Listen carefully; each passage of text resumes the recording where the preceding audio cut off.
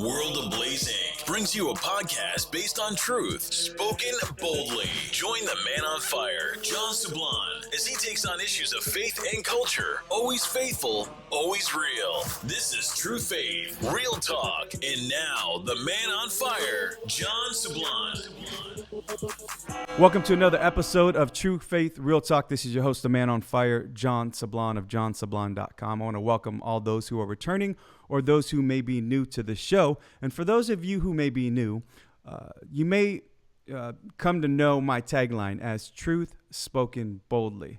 And really that's just the way that I try to live my life, and most especially try to live my faith. And in doing that, when I speak with that fervor and that zeal and that fire, sometimes people can see that as over the top, fanatical, totally tone deaf to people's emotions and their sensitive side of them, although I'm a very sensitive guy myself. And today's guest is somebody who is very familiar with probably that same labeling, if you will, and is no stranger to controversy in the work that he does, because he lives and breathes in the world of the church and what's going on. So I want to just kind of dive right into this because I'm excited to have him on the show. I want to welcome to the show Mr. Michael Voris. Hey, Michael. Hey, John. How are you? Good. Thanks for having me on. Yeah, thank you for being here. And so just for the sake of my listeners, I just want to maybe you can give a little bit of background on who you are if they, for whatever reason, don't know who Michael Voris is. Just a little bit of background on who you are before we get into kind of the apostolate, St. Michael's Media and Church Militant, but just kind of the background on you, your education, kind of where you come from. I know you're a 4-time Emmy winner with the work you used to do, but maybe just give my listeners and viewers a little bit of background on Michael Voris, the man. Sure. I'm 57 years old. I was born in 1961 on an Air Force base in Big Springs, Texas. It was Webb Air Force Base. As I understand now, it is a maximum security prison. And when the Air Force, along with other military branches, sold off a lot of the property, and a lot of the states assumed that property. And if I heard correctly, or if I'm remembering correctly, the what used to be the maternity ward is actually now death row. Wow. So, I guess I could say I came into the world on death row. little funny weirdness there. But yeah, my dad was in the Air Force, our family, so I'm an Air Force brat. We traveled around. I spent the early years of my life, first 7 years, was born in Texas, but then a couple months later we shuffled off to England, and we went to a number of Air Force bases in England and France until I was 7. We moved back to Texas in 1968. But the family came on a cruise ship, the SS United States, and my dad woke me up the morning we were sailing into New York Harbor, and woke me up and was very insistent that I be up on the deck so we could sail into New York Harbor, and he could tell me about the Statue of Liberty. And we're sailing in, and he said, "This is your country, and that's Lady Liberty." Now, he didn't make the distinction in his head that I would have understood that was actually a statue of Our Lady. Because I'm 7 years old. He says Lady. My little 7-year-old Catholic brain goes, "Oh, that's Our Lady." I just thought that. So I don't know when I became disabused of that notion, but for a long time I thought that was Our Lady. And so anyway, we're in New York to getting the international resettle or whatever that happens for a couple of weeks. Then we went off to Texas. I stayed in Texas until I started middle school, at which point we moved to essentially Napa Valley in California, to an Air Force base around there. I went to Catholic schools my entire life. After I graduated from high school in 79, I went to Notre Dame, go Irish, especially this coming weekend. I don't know when you're going to air this, but it is Thanksgiving Saturday. Notre Dame is 4 quarters away from an undefeated season. So playing for national title. And as much as I hate the heresy at Notre Dame, I still have the go Irish thing going on. Yeah, it's really it's hard sitting watching a game. You're like, just watch the game. Don't pay attention if they show a shot of John Jenkins or something. Ignore that. Father Jenkins. And then when I got to, I went into Notre Dame studying accounting, which was just my parents' suggestion. Notre Dame it still does, had a top flight accounting program. You were practically guaranteed of a job if you got out with a Notre Dame degree in accounting. Mm-hmm. But I hated it. I was more interested in parties and football and everything else. So my junior year, the end of my junior year, I was, shall we say, invited out of the accounting program. And in pretty direct terms, and I went to I got into the communications program instead, and I got a internship at the NBC station in South Bend, WNDU, which was on campus at the time, and got an internship there, and I loved it. I loved the business. I thought it was the coolest thing in the world. I liked all the technology part of it. I liked all the content part of it. I liked the camera stuff. I just liked it all. Fell in love with it, and did really well in that. Anyway, so I got out. I got a job at CBS News in New York in 1983. I stayed there until 1984, working largely on campaign stuff. That was the Reagan-Mondale race of 1984. But anyway, I eventually got into, on camera, out in affiliate land in Cheyenne, Wyoming, Duluth, Minnesota, Albany, New York. And then eventually made my way here to Detroit. I got a job offer, and everybody will know I'm not that great of a fan of the cold weather. As a matter of fact, I hate the cold weather. And, it's horrible cold weather here in Michigan. It's freezing out there now. We had snow on the ground like 2 weeks ago. Yeah. I'm like, this is awful. Are you kidding me? It's snowing. It's like the 3rd of November. And everybody goes, oh, Michigan's so nice because you have the 4 seasons. I'm like, yeah, you have 4 seasons, but the lousy one lasts 7 months. So it's but anyway, yeah. So we did. I had a job here. I took the job here actually in Detroit. It was an okay job offer. That part was fine, but I took the job offer here because it was close to Notre Dame. I could go back for football games. So I was 29 and stupid. But yeah. So anyway, I've been here for 28 years now. I stayed in news until 1999, so for about 9 years, and then I transitioned over to I started my own company, my own video production company, and started producing commercials for General Motors. And I did that from 1999, 2000, that time frame, until about 2007. In the interim, I had come back to the faith in 2004. And in late 2005, as a matter of fact, almost this exact time of the year in 2005, 13 years ago, the idea for St. Michael's Media kind of came into my head, and make a show and, help people learn the faith and that sort of thing. And that's kind of how it all began. And obviously we've been doing that for 13 years now. And our Lord, Our Lady, St. Michael have been very good. Many, many graces on what we've done here. They haven't made it easy, but it's been quite the journey. It has been quite the journey, and they've been, and so that's obviously what we're doing now. And that's why you're talking to me. Yeah. So let's, and I appreciate the background as well and the journey, but let's kind of touch on the coming back to the faith piece, right? Because you hear it all too often that people who've gone to Catholic school all of their life and, raised in the faith. I myself was a cradle Catholic in the sense I was born into the faith 27 days after I was born. I'm from the island of Guam, so it's a very Catholic island, or was a very Catholic island at one point, not so much today.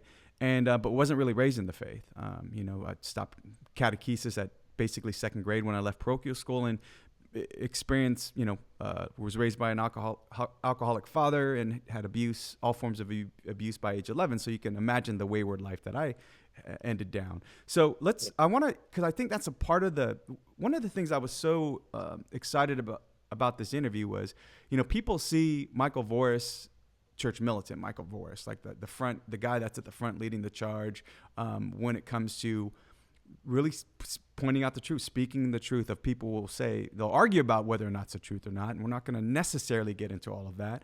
They'll argue, as we were talking about before the interview started, about, it's just not, his tactic, the way he speaks, they'll lead with that and point to that versus, so the method of the message rather than the message that you're bringing. But I don't want to go there yet because I know you've done a ton of interviews. I want to know about the journey first and foremost, because in my own faith walk, I mean, trust me, I have started my own nonprofit apostolate to help with evangelization and faith formation. I do public speaking, so I speak to all different demographics, and especially when I'm doing any events locally and people see me and they know the John Sablan that was in high school. They're like, What are you doing preaching about Jesus? Who are you telling me about the Catholic faith? And rightfully so, because I haven't always been practicing the faith. And so I wanted to spend some time in this interview talking to you about that journey. What did it, or what led you astray and then brought you back?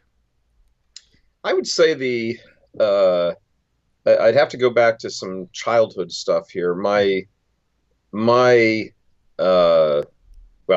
Both of my parents are now dead. My father died earlier this year in January, about a year ago.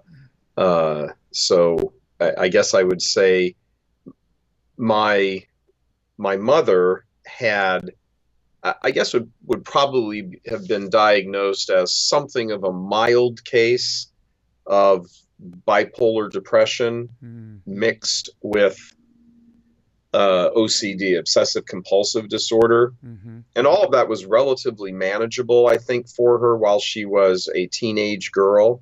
And I know that it was present then because when we went back to visit her family in England, when I was in high school, of course, her sisters couldn't wait to tell me about how my mother was when she was a teenager and all that kind of stuff. So just stuff that happens in families.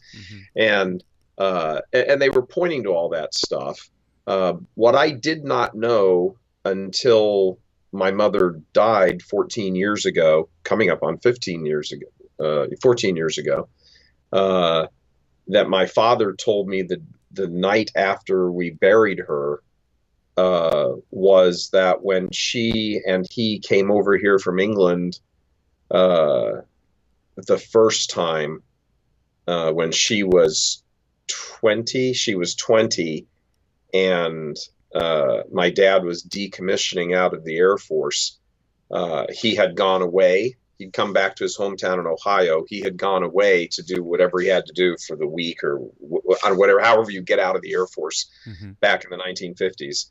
And my mom was essentially left alone with my father's parents. Well, his father raped my mother. And I didn't know any of this. Again, the whole time my mother was alive, I knew nothing of it.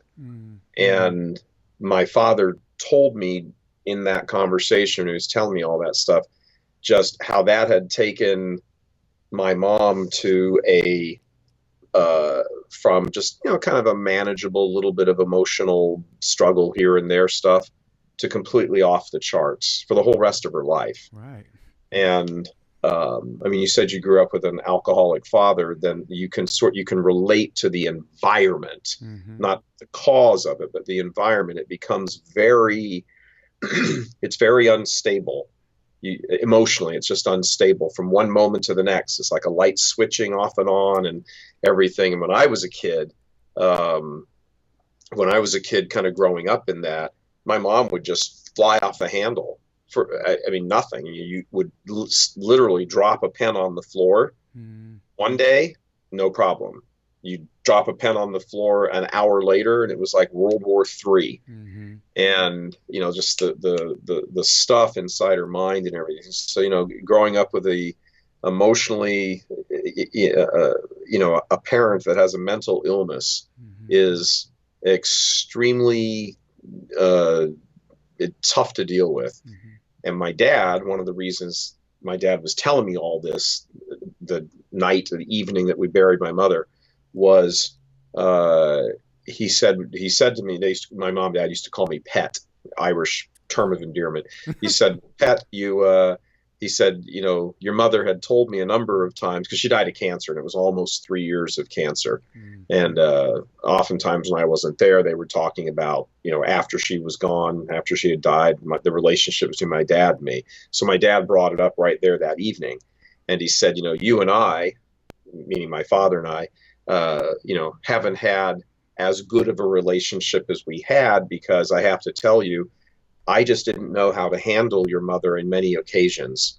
And they stayed married for 51 years. Wow. And, were faithful and all of that. But my mom was there was the aspect of that marriage that was a very big cross for my father. Mm-hmm. And of course, my mom had her cross of the, emotional suffering. Mm-hmm. But as my brother and I were growing up in that environment, it was very tough. And I think my dad was really at cross purposes. He didn't know how to kind of balance, my mom's driving,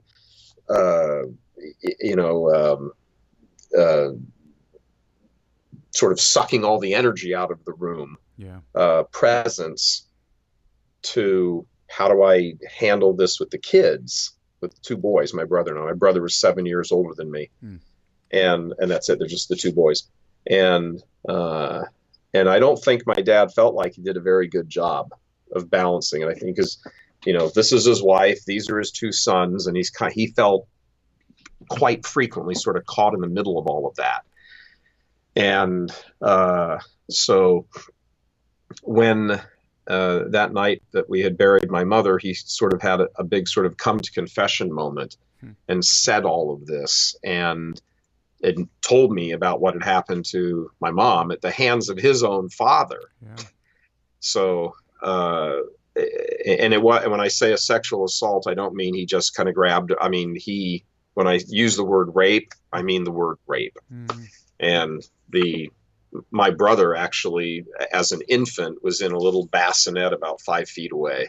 Wow. So, anyway, a horrible set of circumstances. They're all freed from it now. But and the reason I gave all that kind of intense background was to say that the atmosphere in which I and my brother grew up in was a very difficult time to navigate. And I didn't really discuss an awful lot of this with my brother. Again, he was 7 years older than me. By the time I found a vocabulary to kind of talk about all this, he was already off to Notre Dame. He went to Notre Dame too. I was 11, he was 18, he was off at school, and I'm just kind of there. And we never really talked about it in adulthood that much either. We just kind of knew that we had this kind of shared experience, and that was kind of enough. I don't think either one of us really wanted to spend a lot of time talking about it and how we felt. So in the middle of all of that, I got the idea in my head, I don't know, warranted or not, whatever the case is, as a young lad, I got the idea in my head that my parents didn't really love me. They were good on, this is my view as a child, they were good on fulfilling sort of the basic level of responsibilities. We never starved, and they always paid for Catholic education for us, so I always had food on the table, roof over our head, the house was warm, clothes on our back, all that stuff. All the material stuff was taken care of. Basic needs were met. Yeah, exactly. But beyond that, there were all kinds of doubts and everything else. So I think you have to be very, very careful as a parent to make sure that there isn't a doubt in your kids' minds that you don't love them. Because what that did in my case is I felt unworthy of love. I mean, if your parents don't love it, if you think your parents don't love you and you internalize all that there's something wrong with you, oh my gosh, that turns into it turns into a potential nightmare scenario that almost anything can happen. And and there's one scene that really sticks in my head involving my dad, and I think this was partially responsible for how I started acting out on all this sexually when I got to an age. But in 8th grade, I was going to be singing in the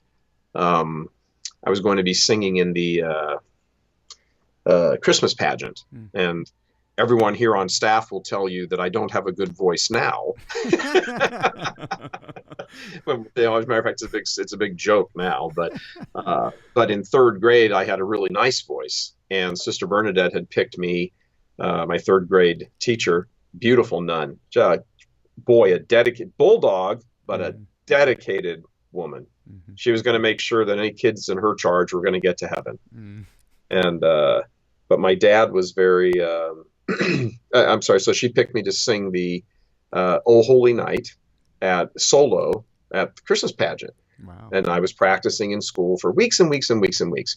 And then the night came for it, or the evening. Had come home from school, and everybody was come back.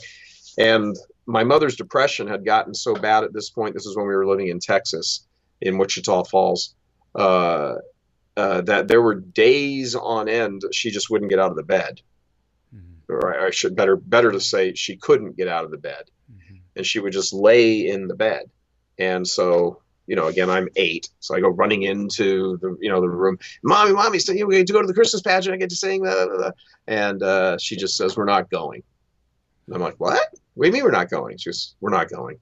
So I ran into the kitchen where my dad was doing whatever he was doing. I said, Daddy, Mommy says we can't go to the kitchen. And he comes into the bedroom with her, and he's standing there. And I remember this like I'm watching a movie. And I'm standing there beside him, little 8-year-old boy. And there's my dad. And I'm like, Mommy, we can't go to the. And my mother sort of leans up in the bed a bit and says to my dad, "I said we're not going. And not that you two can go, we aren't going." And I pulled on my dad's pant leg and said, "Daddy, though I've been practicing, and he looked down at me and he said, "You have to understand your mother." And I don't know if something that memory is so vivid to me. I think I kind of process that somehow as my mom doesn't love me and my dad isn't willing to defend me. Now, I certainly didn't have that conscious thought, but I think emotionally that's how it processed. And it really screwed with me. That thought, not that particular memory, but everything that memory sort of began engendering in me really, really screwed around with me. And and I think it set me up for this you want to, what does everybody want? Everybody wants to be accepted and loved. And if you feel like you don't have that on the basic level you're supposed to have, then I think it's a natural reaction to try to go looking for it somewhere else. I mean, they even write songs about it, looking for love in all the wrong places. That's right. And in my particular case, that wandered into, a pretty sexually promiscuous pursuit, not exclusively with men, but largely with men. And it was, it was a horrible thing. I think somewhere in there I was trying to,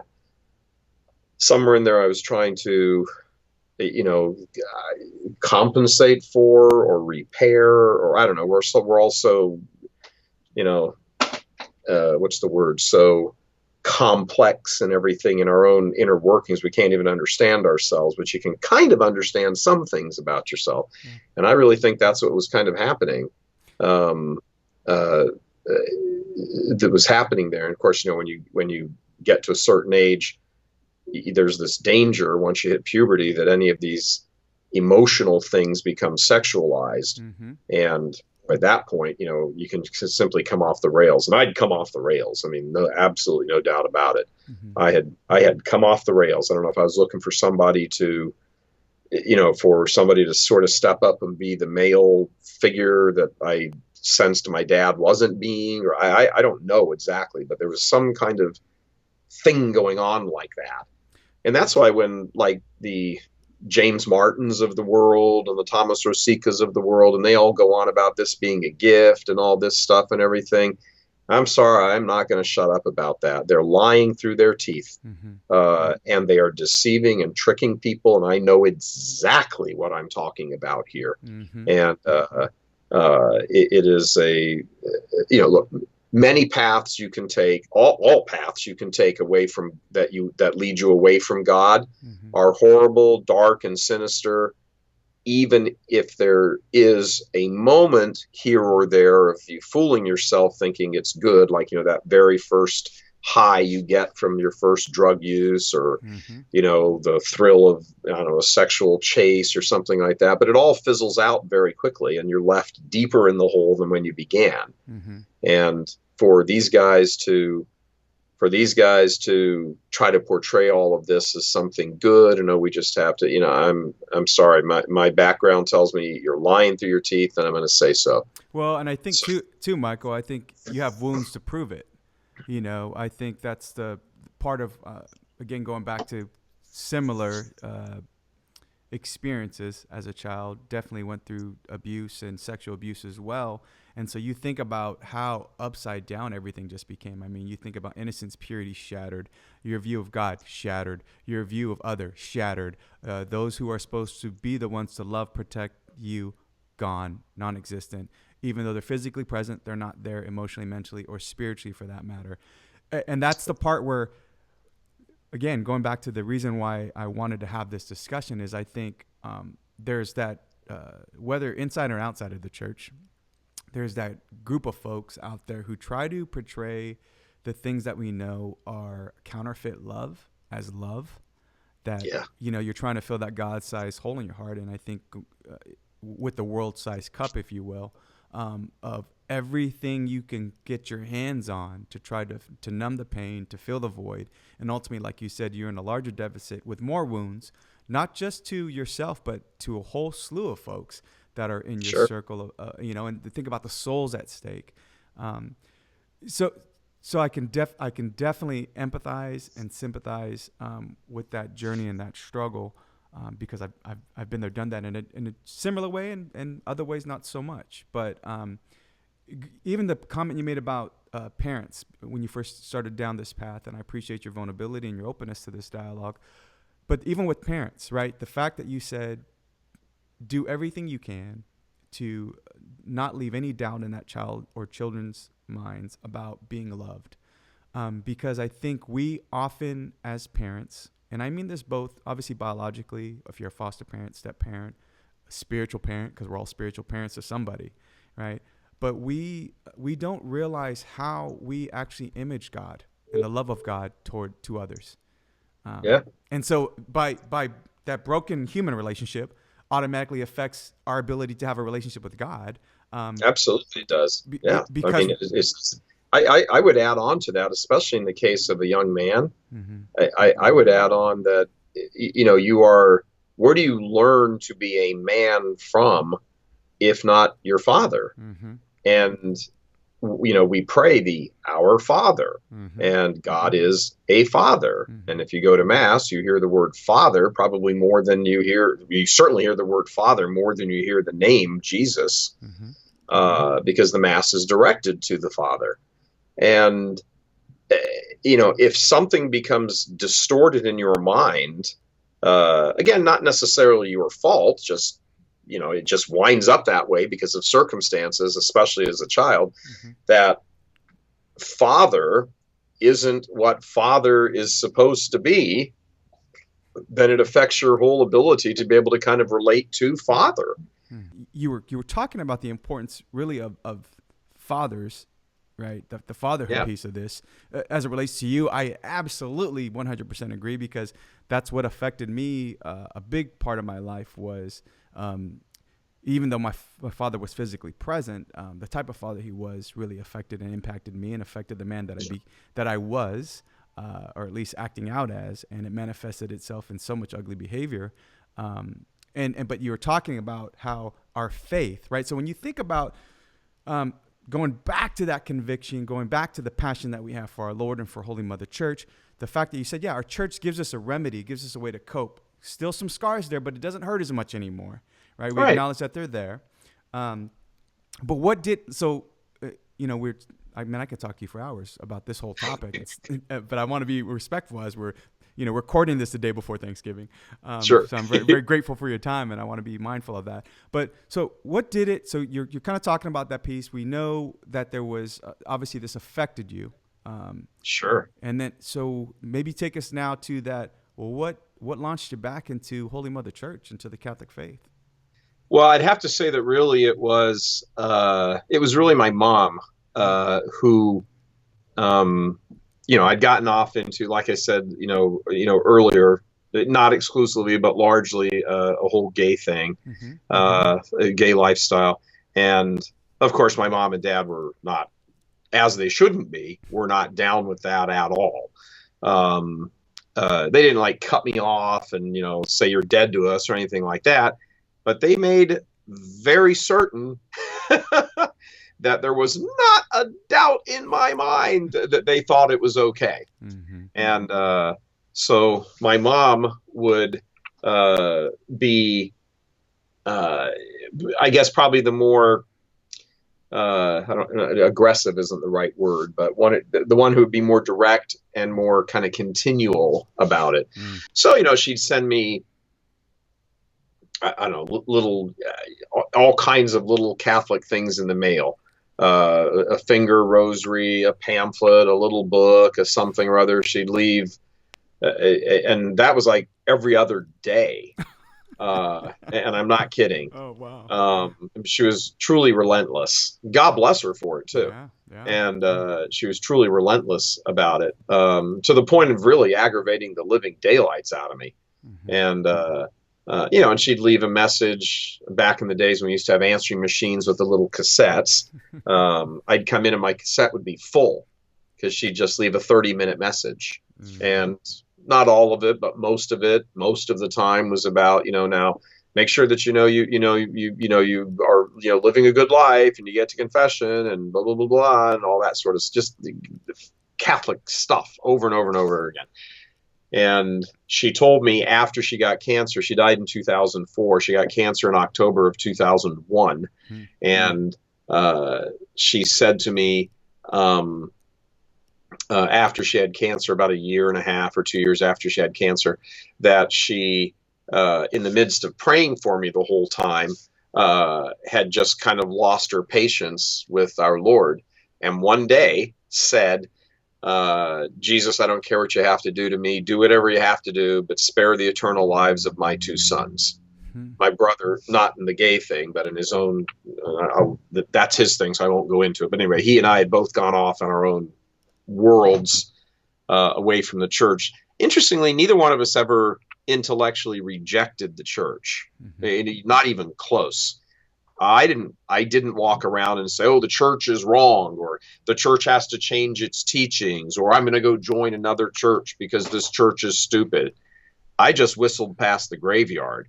I knew good and well that the Catholic Church was the church established by Jesus Christ, that it was it that taught all truth. I just ignored it. Mm-hmm.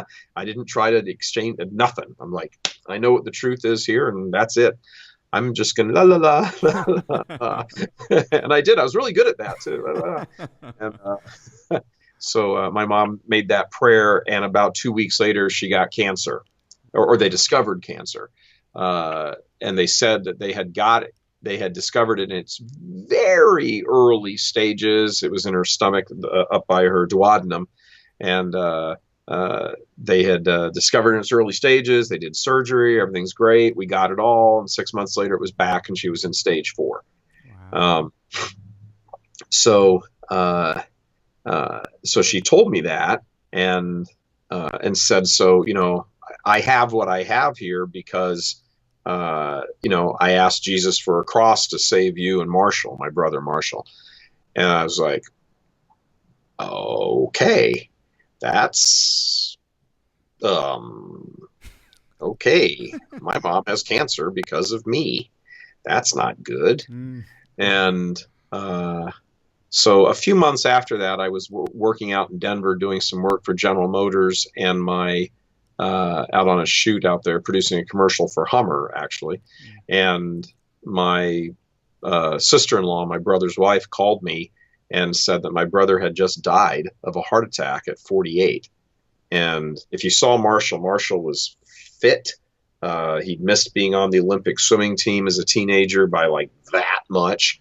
Wow. He looked 20 years younger than what he was. He's super fit. He went out sailing and swimming every day.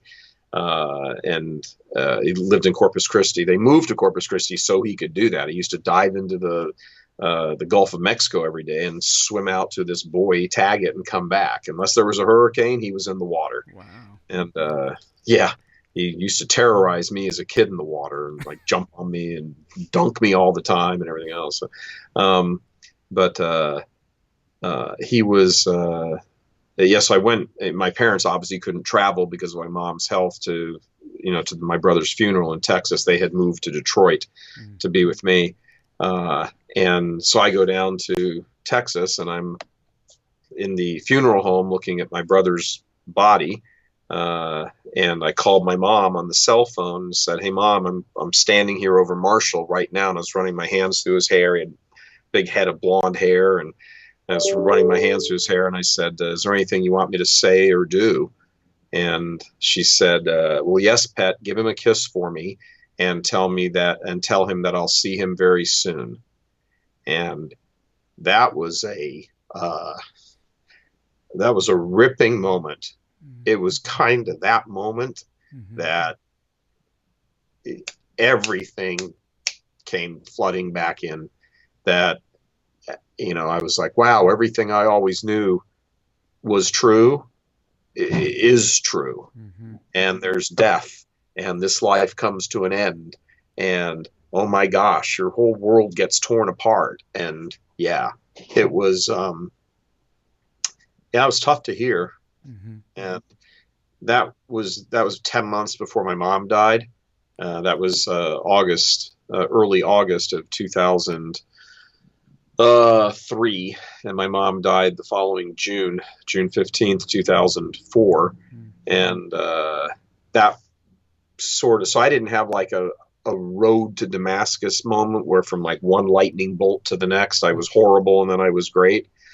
For me, like St. Paul, it was this much longer thing of like 10 months. So now when I came back to Detroit after my brother's funeral, now I'm talking and visiting and going over with my parents all of this stuff from childhood, and that 8th grade 8-year-old couldn't go sing all that stuff started coming out and being talked about and everything else. And my mom, to her great credit, said, we could never name the thing that my mom had. We could never say out loud, "Mom, you got a mental illness."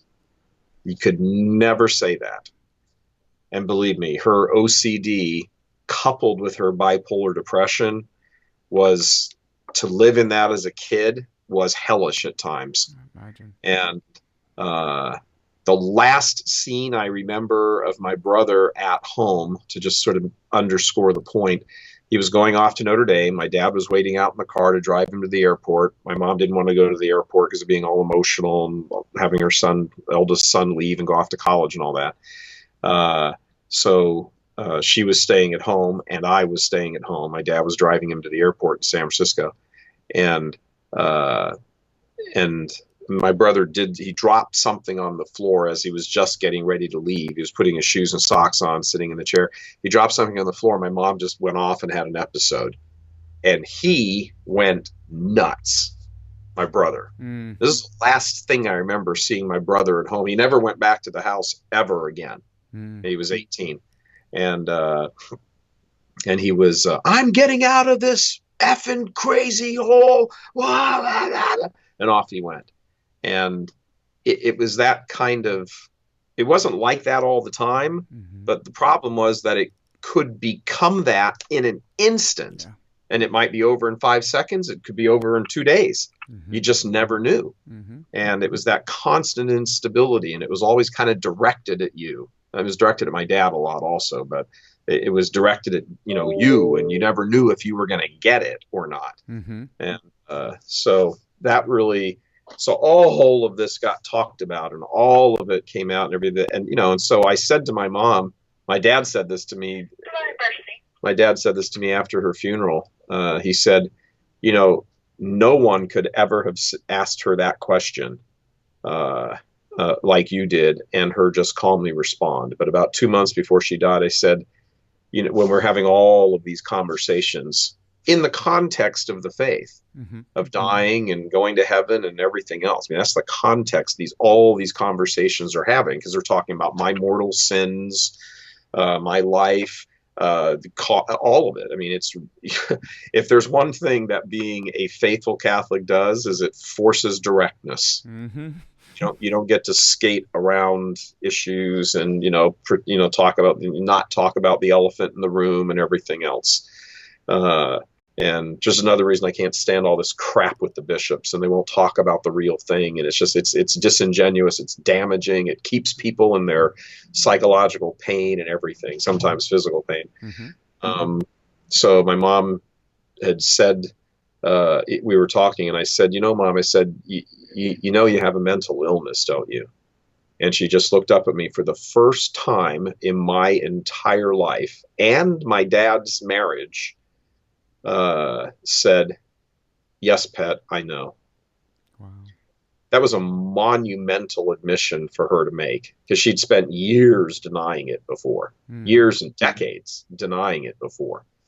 And, we'd say, "Hey, Mom," I'd say, "Mom, I go over to my friend's house and, their mom lets me do X, Y, or Z or whatever," which was normal, like sit on the floor or whatever. Of course, my mom was like, "Well, that's because they're dirty and they don't clean things," and whatever. I mean, there was always something wrong with somebody else. Right. So my mom, you had to do that. If you got a mental illness, you have to, and you're trying to convince yourself that you're correct, well, then everybody else has to be wrong. And, and that's just how it was. And, but in the middle of all this, my mom said to me in this sort of 10-month period between my brother's death and her death, she said, Pet, I don't want to go to heaven knowing you're in hell. And I was like, you can't hear things like that from your dying parents, or in this case, dying mom, and, not have it, penetrate to your core. Right.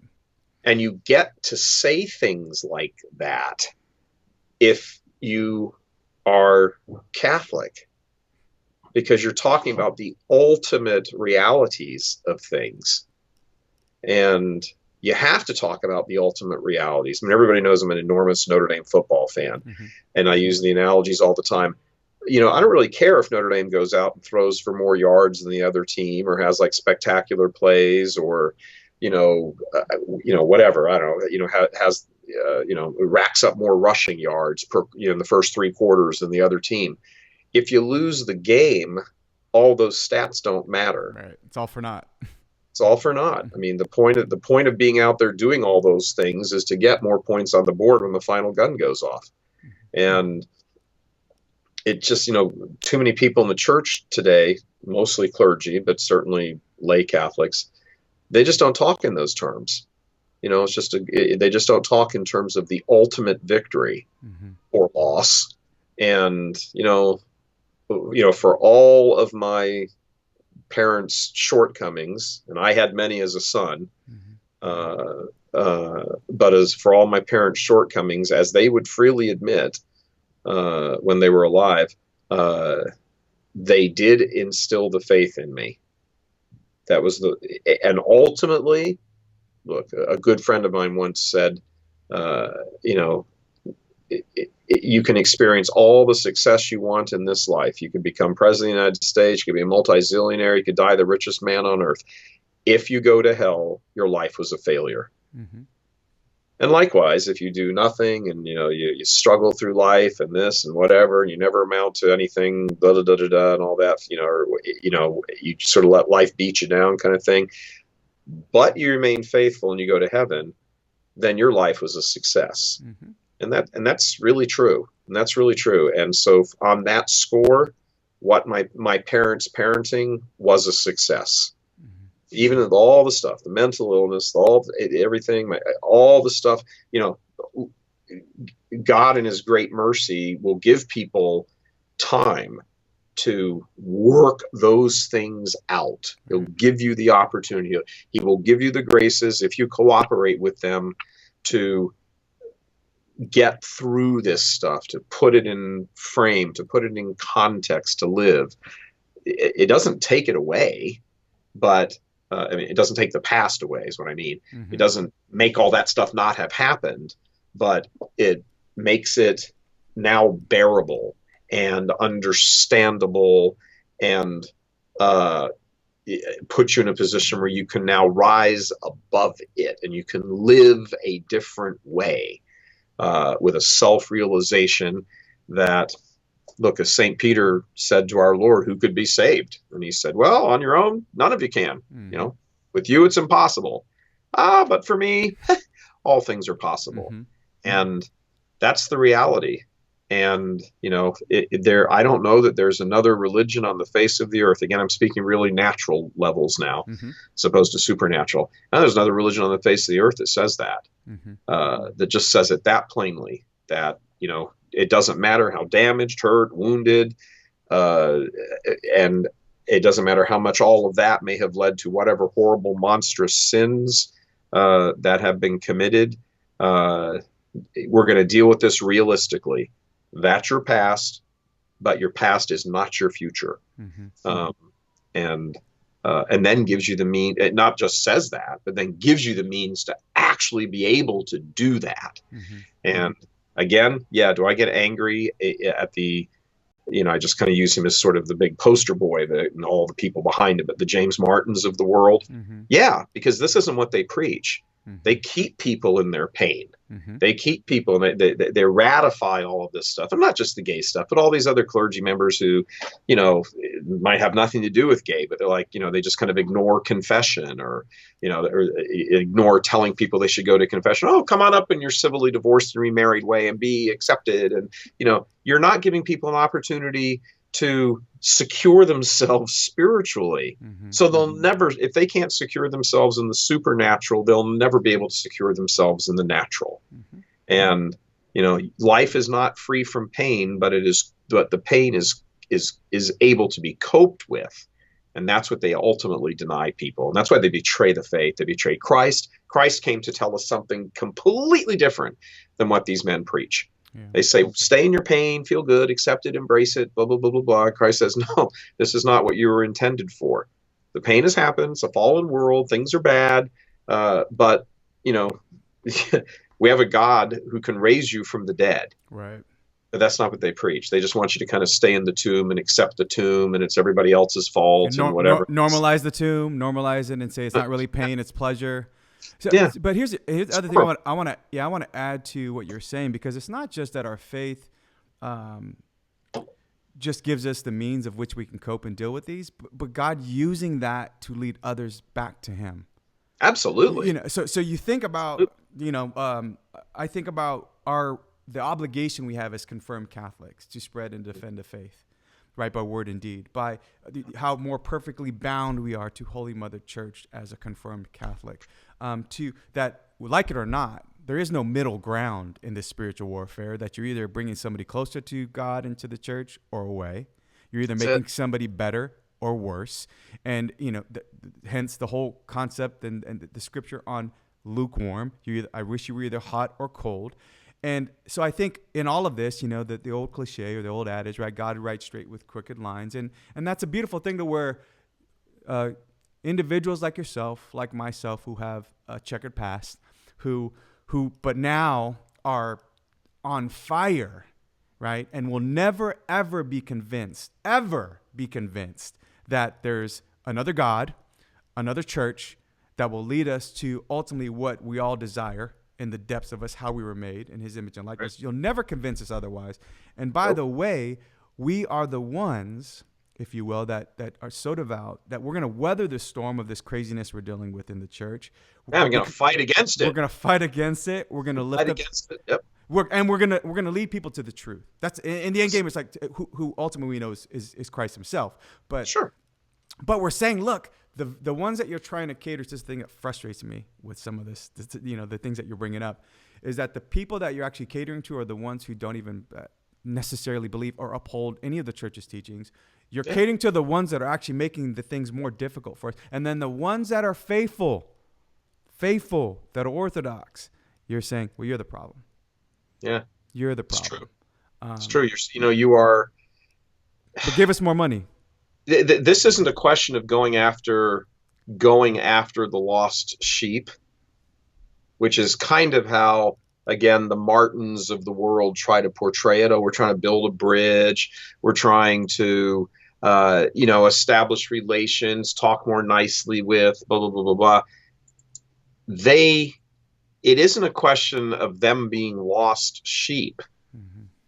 The lost sheep are the ones who will give the teachings of the church an ear if you give them a reason to. Mm-hmm. There are enemies of the church, and those enemies of the church, God speaks of them on the very first page of the scriptures of Genesis. Mm-hmm. Speaking to the serpent, he says, "Your offspring." Well, Satan can't have children. He doesn't have a body, but he has spiritual children who are enemies of Christ. Mm-hmm. And, and that's any human being who's in a state of mortal sin, who embraces the mortal sin as normal. I don't care if it's gay. I don't care if it's cohabitation. I don't care if it's sexual morality. I don't care if you're a mafia hitman, if you rob banks for a living, whatever it is, you have embraced a life opposed to the teachings of Christ. That makes you an enemy of Christ. I'm not saying just everybody who sins. Some people, there's a difference. There's a distinction here. The Catholic mind makes distinctions. Mm-hmm. And a distinction must be made within the world of sinners, because with the exception of our Lord and Our Lady, we're all sinners. Mm-hmm. So we're not all the same. St. Augustine is not the same as Judas, yet they all sinned. Mm-hmm. All the apostles sinned, but there's a distinction between Judas and the other 11. Then he's replaced with 12. And the distinction within the world of sinners is those who embrace the sin and love their evil versus those who do evil things, commit evil sins, and then have remorse, regret, contrition, and everything else for them, and get up and try again, and probably fall again, and then get up and do it again. These are the people who just kind of keep mulling and grinding through. Lots of these people can become discouraged. Those are your lost sheep. Yep. Those are the folks that you have to go out and reach. Those are the people who, when they hear something scandalous, shakes their faith.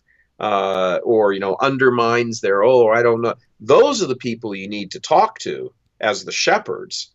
But you're spending all your time chasing after the enemies of Christ, trying to do what? Trying to get them to do what? Why don't you shore up the church? Why don't you bring in the lost sheep? Why don't you comfort the sick and care for the afflicted spiritually, mm-hmm. sometimes physically, mm-hmm. And restore the church to its former glory, and in this glorious vision, this glorious presentation of the truth that even the enemies of Christ are hardwired for, because we're all hardwired for the truth, that some of those enemies of Christ, like Paul, will look at this, because what moved him? Beholding the glory of Christ is what moved him. Mm-hmm.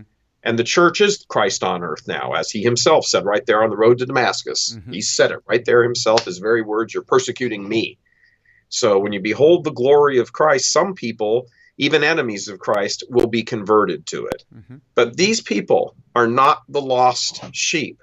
George Soros is not the lost sheep who wants to sit down and have a dialogue with you. Mm-hmm. He wants to kill you. Mm-hmm. Muslims who go around chopping your heads off and stuff like they did in the whole 6th, 7th, 8th, and 9th centuries, they don't want to sit in dialogue with you. I'm not talking about all Muslims. I'm talking about the ones who are like fanatical and will kill people if they won't convert. Mm-hmm. And who cares if it's 1 or 2%? When you're dealing with 1 billion people, that's a lot of people. Mm-hmm. They're not lost sheep. They're enemies of the church. They're enemies of Christ. Obviously, you pray for them. You offer sacrifice for them. We even pray for them at Good Friday. You pray, you do whatever you do, but they're not people you sit and try to conform yourselves to or roll out a red carpet to. Mm-hmm. There is another crowd over here, and these are the hurting sheep who have wandered away, who know the truth and merely need you to go get them and bring them back to it. Mm-hmm. And this is the crowd that the bishops and Pope Francis and all of them are completely ignoring. And they are commanded to go out and take care of these people, but they're pointing at the wrong people they're supposed to be taking care of. Mm-hmm. And, and it's mad. And I really think, that not just us, but I think efforts of like Church Militant and other people, other apostolates, that those lost sheep are responding to that. Mm-hmm. That they're not hearing my voice or our voice as much as they're hearing the voice of the church through what we're saying. And I can tell you, I get the emails.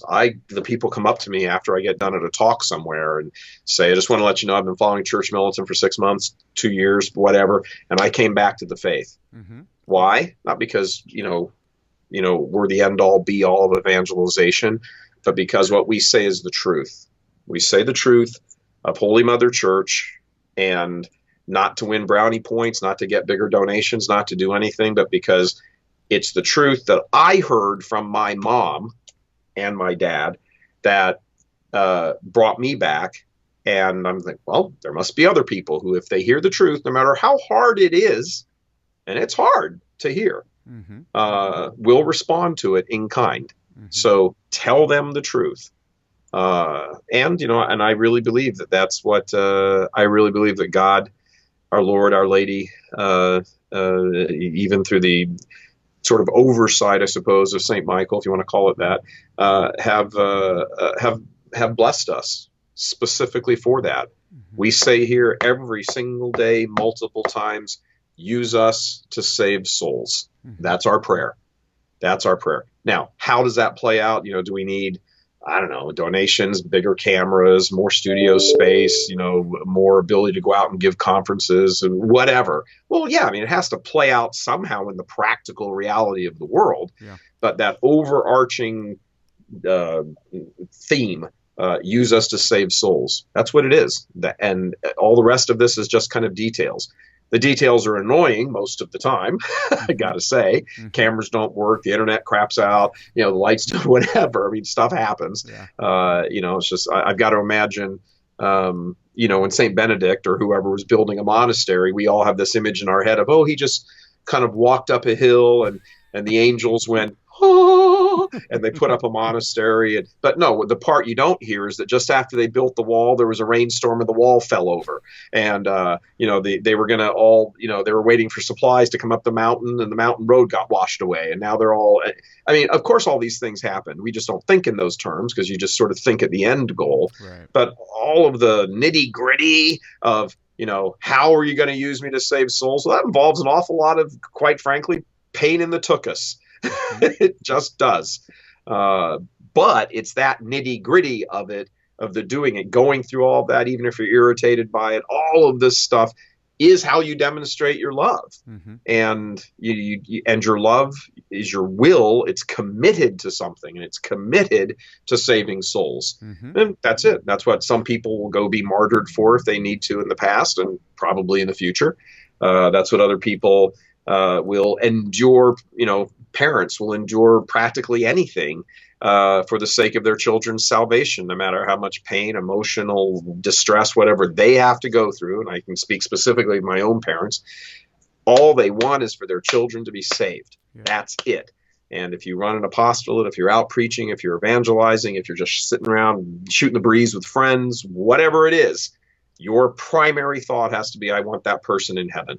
Even if they don't want to be. I want that person in heaven. Well, if you really believe that that's the greatest gift they have, right? The beatific vision, right, is to be one with our God. Absolutely. You would just think that why would you focus on anything else? And I think we get caught up in the world, definitely. But what do you say? And I know this is one of the things that Michael Voris and Church Militant get accused of, right? Is that you guys are divisive. that you guys guilty as charged. Yeah, and it's funny because I don't know how many people actually read scripture, but when you think about, I didn't come to bring peace but the sword, right? And that unless you come to me hating your father and your mother and your all of that we don't, if we put, so I'm thinking to myself, right? Because again, we can all. I've been one of those guys. I've watched Church Militant. I've watched Michael Voris. I'm like, oh man. Michael went at it a different way than I probably would have, but I never argue the message. And then right. And I said, okay. And then the fervor and the zeal, because again, I get accused at a much smaller scale, obviously, on a day of my own. Like, okay, that was probably over the top. I just did a retreat this week for a bunch of sponsors and Confirmandi, right? Maybe you're just over the top. I'm like, well, here's the thing: is I'm not here to spare feelings. I'm here to save souls. So right. My thing is, there's like 3 responses that you can have. You can experience convert, like, wow, you hit me.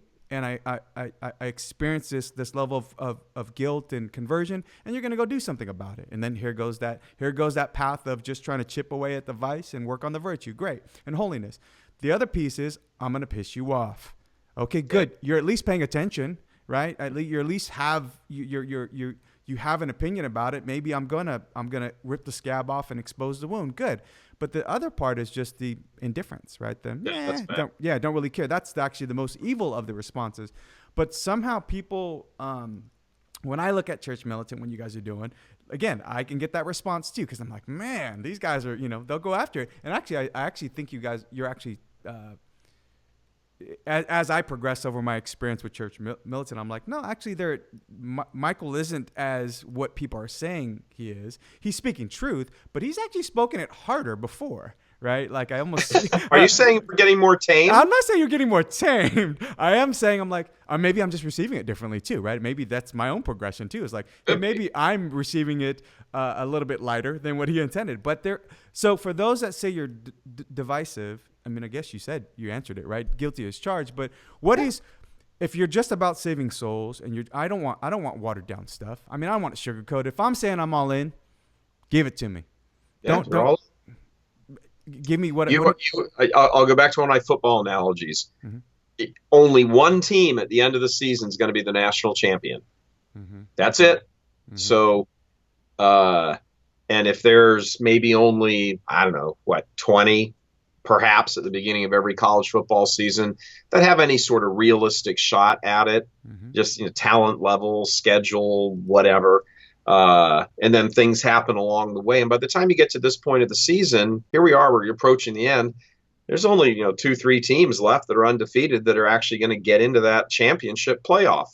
Okay, you have better been the most intense at every practice. In every game, you better brought your A game. Every game, you better be playing against perfection, not just studying who your opponent is, but studying perfection. Mm-hmm. How do I do this perfectly? Like Lou Holtz, Notre Dame's last national championship coach. God love him. I love that guy. Reminded me a lot of my dad, actually.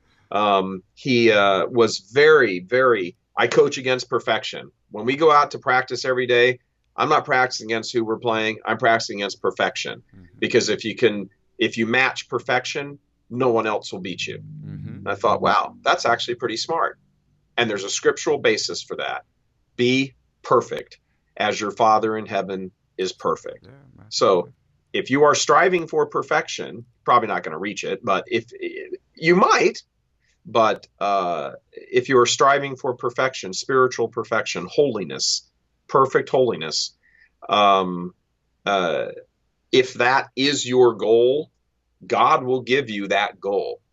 Where your treasure is, there is your heart also. Mm-hmm. So that's it. And so much of there's a million ways to talk about all this stuff, but it's the easiest concept on earth to grasp. Yeah. And we have it echoed in our civil laws, our interactions with each other as just friends or family or whatever. However, we live by all of these rules every day. Yep. But when it comes to applying the idea, the concept of right or wrong to God and my moral choice or immoral choice I just made, and the eternal consequences of all of that, well, all of a sudden all bets are off. Oh, that's not true. Yeah. But, if somebody steals from you or takes your wallet or burns down your house, well, you're all about justice.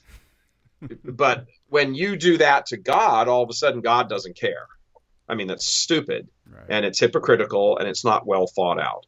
And minds have been conditioned through horrible education, just in general education, bad catechesis, the whole bit and everything else, that God doesn't seem to care about sin. Mm-hmm. Oh, you're just okay. Yes, God's love for you is absolutely unconditional. Mm-hmm.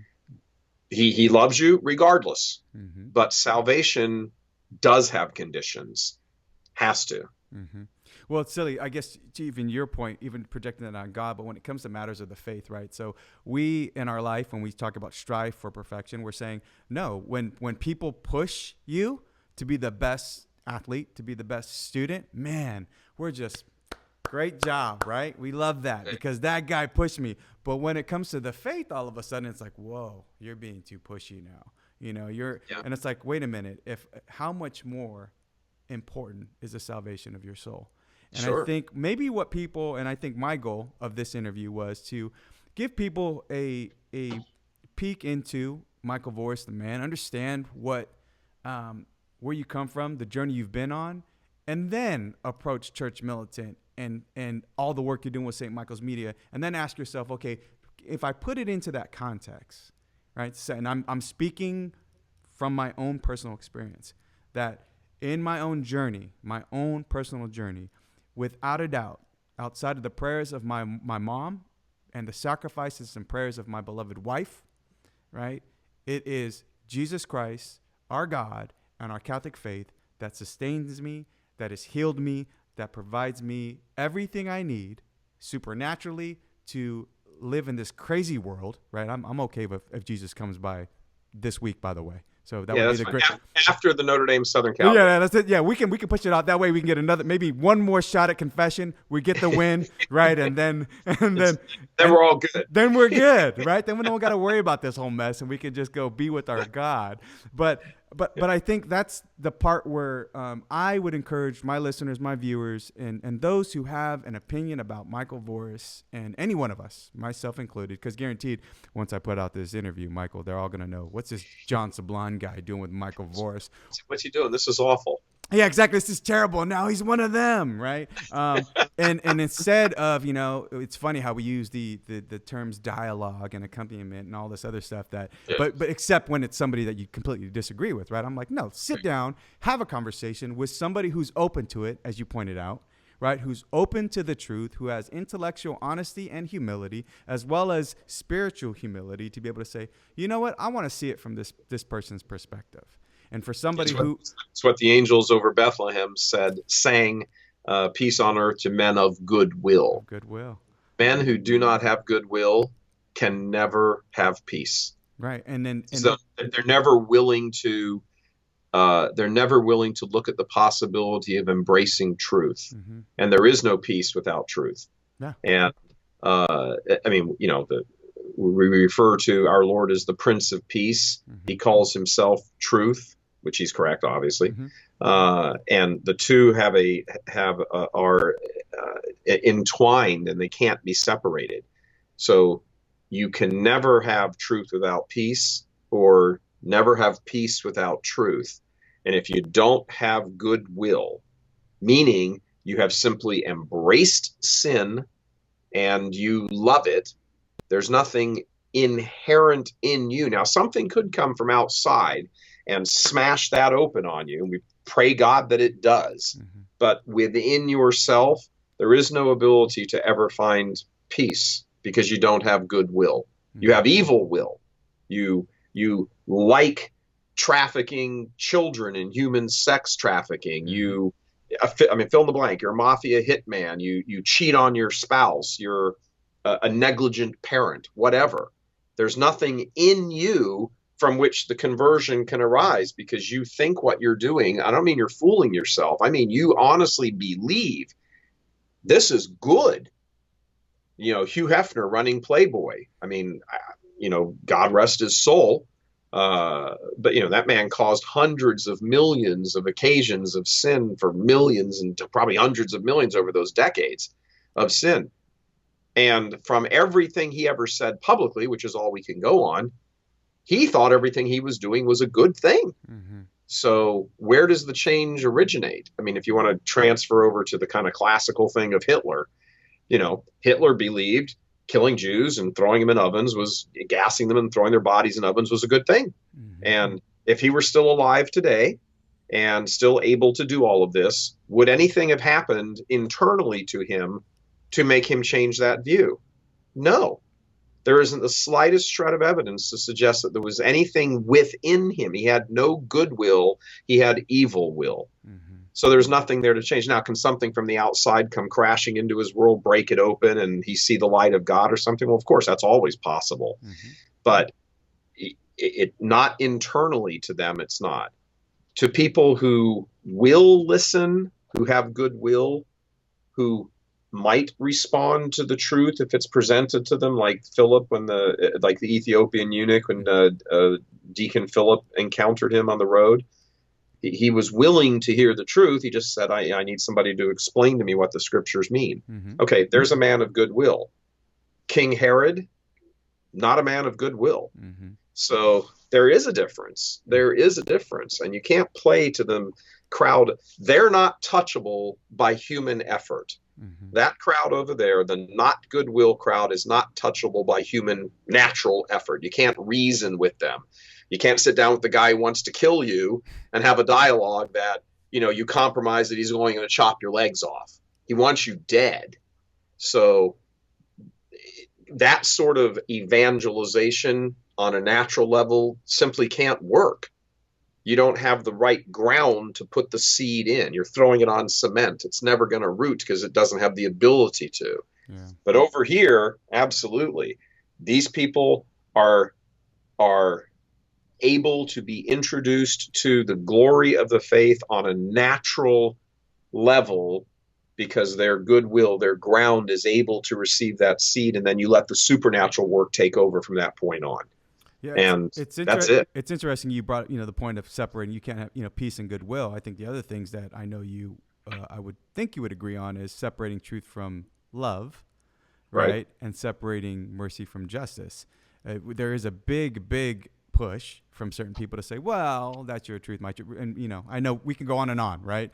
But again, the separating of, so in other words, true charity, not only is it measured by sacrifice, but it's also measured in giving somebody the truth, right? Absolutely. Absolutely, right? And the same thing with real mercy, right, is intrinsically tied to justice, right? And all those things. So you see people trying to sever down, right? So, okay, peace without goodwill. Okay, truth without love. Mercy without justice. And it's like, you guys, we're going about this the wrong way.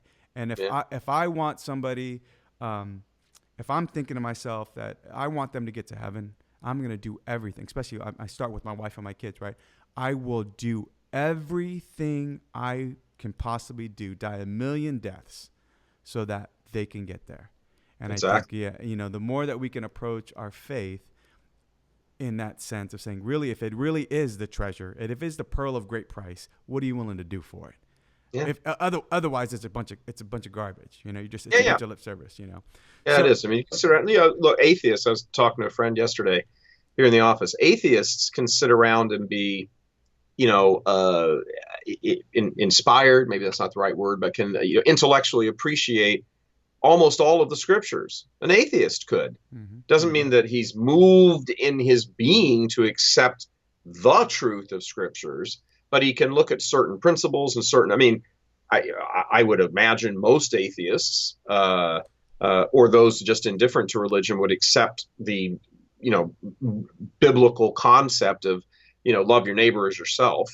Don't do something to somebody else that you wouldn't want done to you. I mean, those are biblical concepts. Mm-hmm.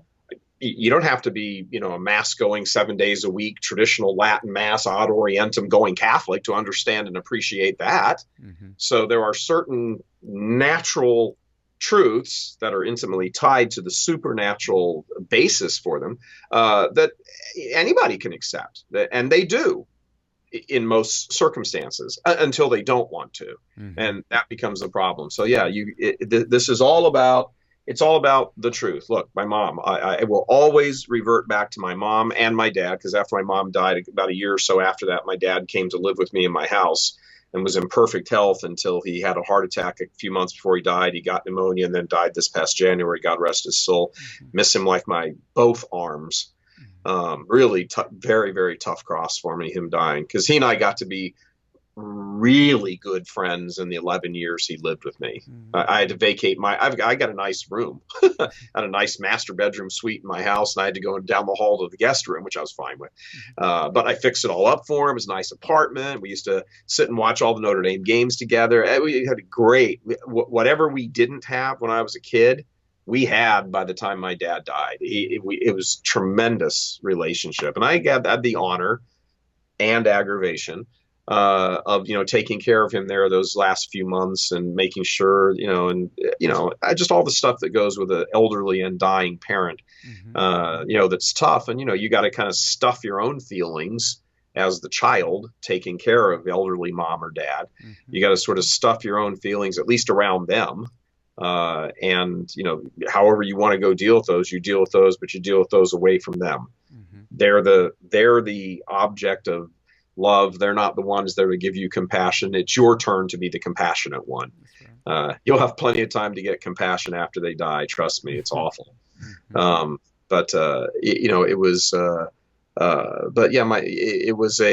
was a tremendous, God gave me, God willing, if I continue on this path and I make it to heaven, God gave me the perfect parents to get me to heaven. Regardless of all the garbage that went on before, I had the perfect parents to get me to heaven. Well, I want to thank you personally for your time today, especially on this, as we're recording this on Thanksgiving week. I know you just got back from Baltimore and all that excitement. Excitement. Yeah. Well, I know you probably use different words for that, but and that would take a whole nother show and a whole nother set of stuff we've got to go through. But and just for the work, I am grateful for people that care enough about our Lord, about our church. And if we split hairs over, approach and method, I think we're missing the point in some of these things. And obviously with the following, the fact that you guys have been a successful apostolate, you are leading souls to Christ, and I am grateful for that as well, as being part of. Me too. Amen. The mystical body of Christ. Being a third order Dominican myself, like professed with my wife. It's about the souls. You rock. Hey, I was we're very blessed. We were we'll have to share that sometime as well. But it's we're very just knowing as a Dominican, it's about veritas. It's about truth. It's about having as many souls attached to you as possible as you enter into, God willing, right, the gates of heaven. So despite what people may think out there, spend some time getting to know Michael Voris and his crew and those of St. Michael Media and Church Militant. Before we cast stones, ask what's the core of this stuff, because I appreciate your vulnerability and your openness and opening up your own heart, your own past, your own wounds, because that takes a special person. That takes somebody who's now we're on the internet, so it's going to be all over the place, right? Soon enough. But that shows the focus is on God and on souls. And so I just want to thank you for your time today, brother, for all that you guys are trying to do out there. And for all my listeners and viewers, please check out Michael and all they're doing at churchmilitant.com. Correct, Michael? That's correct, yep. Churchmilitant.com. And before you form an opinion or believe somebody else's opinion about it, figure it out for yourself. Find the truth. Be intellectually honest and humble, and spend some time. We talk about dialogue with people.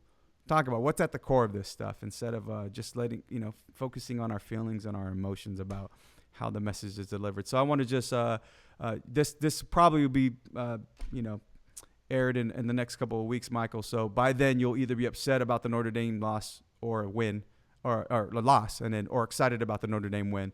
I'll be excited about the win. There you go. They're going confident, my man. And I hope they do win as well. And I just want to wish you and yours a very happy Thanksgiving, and God bless you. Same to you and your wife and your family. God bless. That's great, John. Yeah, God bless you and all that work you're doing, and look forward to chatting at some point in time. Sounds good. God bless. Bye-bye.